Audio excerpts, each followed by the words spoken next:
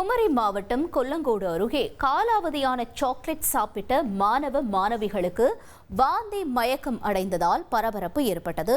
கூடுதல் தகவல்களை செய்தியாளர் ராஜேந்திர பிரசாத்திடம் நாம் கேட்கலாம். ராஜேந்திர பிரசாத், வணக்கம். மாணவ மாணவிகளுக்கு இந்த காலாவதியான சாக்லேட் எங்கிருந்து கிடைக்கப்பெற்றது? அவர்களுடைய உடல்நிலை தற்பொழுது என்னவாக இருக்கிறது? விவரங்கள் என்ன? வணக்கம். அதாவது குமரி மாவட்டம் தமிழக கேரள எல்லையை எடுத்த கொல்லங்கோடு பகுதியில் கல்பாறைப்பட்டு என்னும் பகுதியில் அரசு உதவி பெறும் உயர்நிலைப் பள்ளியானது செயல்பட்டு வருகிறது. இந்த பள்ளியில் அந்த சுற்றுவட்டார பகுதிகளைச் சேர்ந்த ஏராளமான மாணவ மாணவிகள் பயின்று வரக்கூடிய சூழ்நிலையில் இன்று காலை பள்ளியில் வந்த ஒரு மாணவி 1ஆம் வகுப்பு படிக்கக்கூடிய மாணவி தனது பிறந்த நாளை முன்னிட்டு 2 சாக்லேட் பாக்கெட்டுகளை வாங்கி வந்து அங்குள்ள பள்ளி மாணவ மாணவிகள் மற்றும் ஆசிரியர்களுக்கு வழங்கியுள்ளார். இதனை வாங்கி சாப்பிட்ட ஒரு பெண் உட்பட 7 மாணவர்களுக்கு வாந்தி மயக்கம் ஏற்பட்டு மயங்கி விழுந்துள்ளனர். அவர்களை உடனே ஆசிரியர்கள் அருகில் உள்ள தனியார் மருத்துவமனையில் சேர்த்து அங்கு சிகிச்சை பெற்று வரக்கூடிய சூழ்நிலையில் தகவல் அறிந்த கொல்லங்கோடு போலீசார் சம்பவ இடத்திற்கு சென்று விசாரணை நடத்தினர். தொடர்ந்து அந்த மாணவி வாங்கி கொடுத்த அந்த சாக்லேட் பாக்கெட்டுகளை ஆய்வு செய்த போது அவர் காலாவதியாகி இருந்தது தெரிய வந்தது.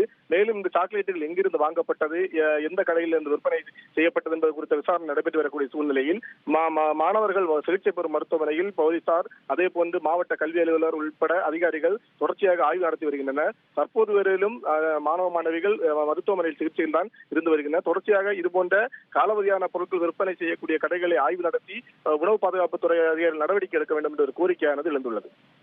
உங்களுடைய தகவல்களுக்கு நன்றி ராஜேந்திர பிரசாத்.